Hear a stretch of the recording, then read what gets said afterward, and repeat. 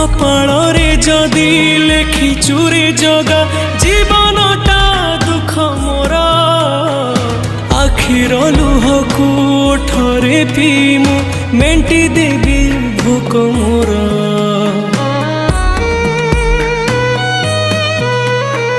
सुख बोली गोटे कण अछि रे आज जाए जानिलिनी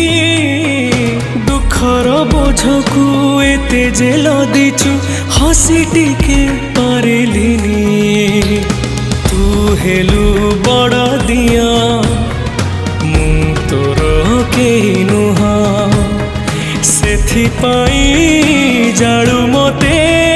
देई दुखर निया तो पाई गढ़िछु सुना देउळ कालिया।